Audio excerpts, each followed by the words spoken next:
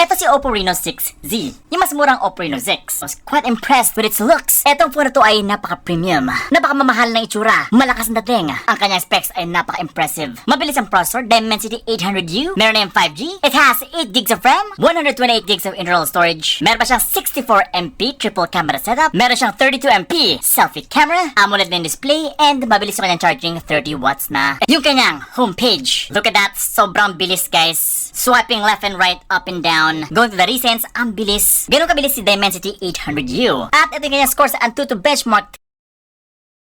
That is nice. Yan ay mid-range score. O masarap siya pang gaming kasi nga ang liit ng phone. Pasok na pasok sa kahit anong mga kamay. Very comfortable experience when playing Mobile Legends. At maganda rin yung graphics kasi nga meron siyang AMOLED display. Alam nyo na yan, kapag AMOLED, ini-enhance ng todo ang graphics ng isang game, making it look sharp, colors a lot more poppy, and the effects, mas malakas ang dating. Overall, sakto na naman. Pero yun, yung kanyang settings ay high graphics lang. Pero meron siyang HFR mode. And dapat ko naman is, yung gameplay is very smooth. Walang lag. Feeling ko lang kasi kaya niya ng ultra graphics kung i-unlock niya lang. Hopefully in the future ma-unlock kasi nga si Oppo ngayon ang sponsor ng ML. Going back to the performance, this phone is highly recommended for Mobile Legends kasi nga sobrang smooth niya, maganda yung graphics, and pretty much 60 frames per second to. It has an AMOLED display pero to ay 6.4 inch, 1080p na, at may punch hole pa. Ayun lang, wala siyang high refresh rate. I didn't see that in the specs, pero still AMOLED pa rin to. At feeling ko yung nilagay na AMOLED dito is high quality. The blacks are really black, super deep. Yung colors talagang nagpa-pop out. Mapa YouTube man, 4K HDR, ang ganda na yung tsura na kahit ano makita mo dito sa display na to. At the brightness is very